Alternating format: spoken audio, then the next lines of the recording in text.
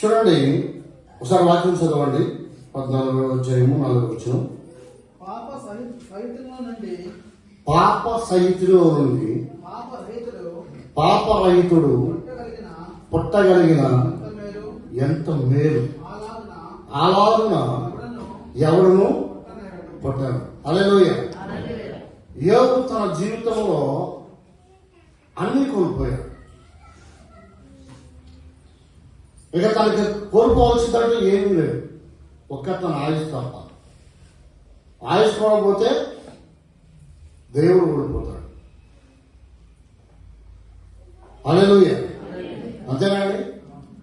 యోబుని ఎన్ని రకాలుగా శోధించాలో దేవుడు పరిపూర్ణంగా ఆ సాతానికి అధికారం ఇచ్చాడు, కానీ ఆత్మను మాత్రం ముట్టవద్దన్నాడు. అయితే అందుకే చూడండి, యోబు తను అనుభవించిన ఇక్కడ మనకి 14వ అధ్యాయం 13వ అధ్యాయం ముందుకెళ్తే యోబు మాట్లాడుతున్న మాటలేదు. ఏమంటున్నాడంటే తన జీవితం అంతా కూడా తను ఆ బూడిదలో కూర్చొని ఆ వేదన పడుతూ తను తాను ఎప్పుడు కూడా విమర్శించుకోవడం చూసాడు తప్ప ఒక్క మాట అయినా కూడా దేవుణ్ణి పరిమితి మాట కూడా ఆయన మాట్లాడలేదు. తన స్నేహితులు సైతం కూడా నువ్వేదో తప్పు చేస్తున్నావు, అందుకే ఇటువంటి పరిస్థితి నీకు వచ్చిందని ఆయన్ని మొలకట్ట పొడిచినట్లుగా పొడుస్తూ ఉన్నాడు. వాళ్ళకి సమాధానం చెప్తూనే ఉన్నాడు. ఒక పక్క మరొక పక్క ఏం చేస్తున్నాడంటే తాను కూడా పరీక్షించుకునే ప్రయత్నం చేస్తున్నాడు. ఆ విషయంలో ఈ మాట మాట్లాడుతున్నాడు. ఏమంటున్నాడంటే పాప సహితుల్లో నుంచి పాప రహితుడు పుట్టగలిగిన ఎంతో మేలు ఉంటున్నాడు. మనందరం తెలుగు వాళ్ళం కదా, నేను కూడా తెలుగు వాళ్ళండి, మాది కూడా ఆంధ్రానే. నేను 5వ కుటుంబం నుంచి దేవుళ్ళకి వచ్చాను. మేము యాదవరాజు గొడవంటే మీకు అర్థమవుతాము. ఎందుకంటే నాకు సాక్ష్యం చెప్పకుండా నా బ్రతికేయడం మీకు తెలియకుండా వాక్యం చెప్తే మీకు అర్థం కాదు. మాది గోరుపల్లి దగ్గర బొమ్మరిపాడని, బొమ్మరిపాడులో చిన్న పల్లెటూరు రామచంద్రపురం. 150 గడప మొత్తం, 150 గడప మొత్తం కూడా మేమే యాదవరాజులే ఉన్నాం, వేరే ఎవరు లేదు మా ఊళ్ళో. మొట్టమొదటిసారిగా మా చిన్నయ్య పుట్టినప్పుడు అరిచేంత ఉన్నాడు. పుట్టడానికి చచ్చిపోవడానికి పుట్టాడని చెప్పేసి భీమవరం డాక్టర్ గారితో చూసినప్పుడు మా దగ్గర నుంచి 35 కిలోమీటర్ల దూరం భీమవరం. ఇటు గుడివాడ వచ్చిన 35 కిలోమీటర్లు, అటు భీమవరం కూడా 35 కిలోమీటర్లు. మాకు భీమవరం దగ్గరకు ఉండేది ఎడ్లబండి. ఆ కాలంలో ఎడ్లబండి వేసుకుని భీమవరం హాస్పిటల్కి వెళ్ళినప్పుడు డాక్టర్ చెప్పాడు, ఈ కుమారుడు చచ్చిపోవడానికి పుట్టాడు, వీడి వల్ల మీకేం ఉపయోగం లేదు, తీసుకుపోండి ఇండియా అని చెప్పేసి మా అమ్మ వాళ్ళు చెప్పారు. మళ్ళీ వారం తర్వాత బతుకుంటే తీసుకురాని చూద్దామని చెప్పాడు. వీళ్ళు ఏం చేశారు, మా అమ్మోడు అప్పుడు ఇంకా దేవుడు నమ్ముకోలా. మాది సింగరాపల్లి దగ్గర సుబ్రహ్మణ్య స్వామి షష్ఠి జరుగుతుంది. ఆ సుబ్రహ్మణ్య స్వామి గుడి ఆ స్థలము ఇచ్చింది మా తాతలు, వీర వెంకటరామయ్య మా తాత పేరు. మత్స్యముక్కులు వీర వెంకటరామయ్య శిలాపాలక పేరు రాసుంటారు. ఆ 10 ఎకరాలు మా తాతగారే ఆ గుడికి దానదత్తం ఇచ్చాను. అంతా అంటే మేము లోకాచారంలో బాగా ఎదుగుతున్న వారం. మేము ఆ ఊరి నుంచి సింగరాపురం 9 కిలోమీటర్లు నడుచుకుంటూ వెళ్ళిపోవడం, నడుచుకుంటూ రావడం మా భక్తి ఆ కాలంలో. ఇప్పుడు చాలా మంది వెళ్తున్నారు, చెప్పకూడదు అన్నా. అట్లా మేము అప్పుడు నడుచుకుంటూ వెళ్ళేటువంటి అనుభవం కలిగినవాళ్ళం మా చిన్నప్పుడు.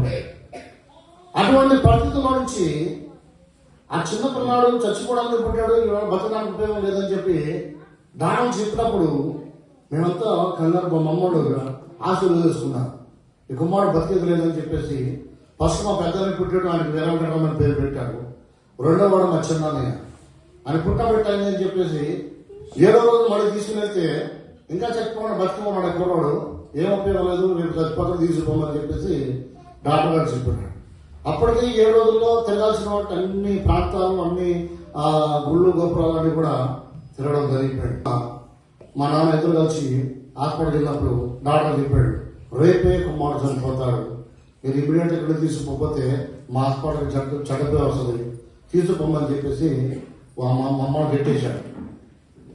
హాస్పిటల్ నుంచి గెట్ అయిగానే ఆ పిల్లలు తీసుకుని ఏడ్చుకుంటూ ఎడ్ల బండి మీద వస్తుంటే భీమవరం రోడ్డు పక్కన మన్న మినిస్ట్రీ కుమారపల్లి రాచర్చి గుడి జరుగుతుంది. ఆ 5-6 సభలు పెట్టి ఉన్నారు. 3 రోజులు మనలాగా రోడ్డు పక్కన టెంట్లు వేసి పెద్దప్పుడు ఆ కాలంలో మంచి పర్మిషన్ మనకు ఉండేది. చక్కగా మీటింగ్ చెప్తా ఉంటే మా అమ్మకి ఎవరో ఒక ఆమె మా ఊళ్ళో చిట్టమని ఒక అడుక్కుని ఆమె ఉండేది. ఆ వచ్చినప్పుడల్లా ఏమన్నా భీమైంది కానీ లేకపోతే ఏమన్నా ఇబ్బంది అమ్మపై దేవుడు ఏసై దీవించుడుగా కాంటూ ఉండేది. ఆ మాట గుర్తొచ్చి అన్ని దేవుళ్ళు మొక్కినాం కదా, ఈ దేవుడు కూడా ఏమైనా మొక్కుదాం, చేతే చేతగా చూద్దాం అనే ఉద్దేశంతో మా అమ్మ మా నాన్న ఆ ఎడ్ల పైన దిగిళ్ళి ఆ మీటింగ్ లో ఆ చివరి లాస్ట్ లో కూర్చొని వాక్యం వింటామన్నా. 2వ రోజు అది అయిపోయింది, భోజనం పెట్టారు, తిన్నారు. మళ్ళీ 3వ రోజు కూర్చున్నారు. 3వ రోజు కూర్చుంటే వచ్చిన పార్టీలు అందరూ కూడా ఆ పిల్లవాడిని బట్టి వాళ్ళిద్దరం మా అమ్మ మా నాన్న కూర్చుంటాం. వాళ్ళు చూసి ఎవరు కూడా లాస్ట్ రోజు వచ్చి వీళ్ళంట కదిలేటట్లే ఒకసారి కనుగొందాం ఏందో పరిస్థితి అని చెప్పేసి వాళ్ళందరూ 10 మంది సేవకులు దిగి వచ్చి స్టేజి అడిగారంట. అమ్మ ఎవరన్నా మీరు వచ్చారు, మా దగ్గర రాకుండా ఆడే కూర్చున్నారు, ఎందుకు వచ్చి మీకు ప్రార్థన చేద్దాం అంటే, అయ్యా మాకు ఏం తెలియదు అయ్యా, ఏసయ్య స్వస్థపడుతుంది, మేము వచ్చాము, మాకు దేవుడే విన్నాము, మాకు మేము ఎప్పుడు పోలేదు, ఇదే మేము ఫస్ట్ టైం వస్తున్నాం అని అంటే, సరే అమ్మా మీరు నమ్మకంతో వచ్చారు కాబట్టి కళ్ళు మూసుకోమని చెప్పి ఆ 10 మంది సేవకులు చేయెత్తి ప్రార్థన చేశారు. చాలా అద్భుతం జరిగింది. వాళ్ళు ఆమె అనగానే చనిపోతగా పుట్టిన పిల్లవాడు అప్పుడు దాకా ఉన్నంత పచ్చగా ఉండి, నల్లగుడ్డు లేకుండా తెల్లగుడ్డులోనే ఉండి, పాలు దాక్కోకుండా జీవం మాత్రం కొట్టుకుంటూ ప్రాణం మాత్రం ఆడుతుంది. కానీ పాలు లేని పరిస్థితి లేదు, కదిలిన పరిస్థితి లేదు, ఏడ్చిన పరిస్థితి లేదు.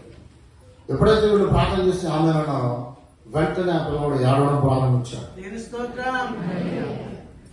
కేకలు పెట్టడం ప్రారంభించాడు, పాలు తాగడం ప్రారంభించాడు. అప్పుడు మొదలైంది మా కుటుంబం, మా మమ్మీ డాడీ వాళ్ళ కుటుంబంలో దేవుని యొక్క నమ్మకం. అదే రోజు అక్కడ మా తల్లిదండ్రులందరూ కూడా బాప్తిజం తీసుకొని అక్కడ రక్షణ పొందుకొని అక్కడే దేవుని అంగీకరించి ఆ కాలం వరకు ఈ కాలం వరకు కూడా మా కుటుంబం దేవుని విడిచిపెట్టలేదు. హల్లెలూయా. 15 సంవత్సరాలు మా కుటుంబాన్ని నిలిచారు మా ఊళ్ళో. మొట్టమొదటిగా మా కుటుంబం దేవుని నమ్ముకున్నాం. ఇప్పుడు కింద మా ఊరిలో కూడా ఎవరైనా కూడా సాక్ష్యం చెప్తారు. మసముఖం నాగేశ్వరరావు గారు, మసముఖంలో ఆదిలక్ష్మి మా అమ్మ పేరు, దేవుని నమ్మకం తర్వాత ఏషియాకు మా నాన్న పేరు, దేవుని నమ్మకం మా అమ్మ పేరు అన్నామని. అక్కడి నుంచి మా చిన్న పేరు ఏతురాజు పేరు పెట్టాం. తర్వాత మా అక్క పేరు మేరకు నా పేరు దేవుడు రాజు. హల్లెలూయా. ఇప్పుడు మా కుటుంబంలో 4 సేవ చేస్తాం. హల్లెలూయా.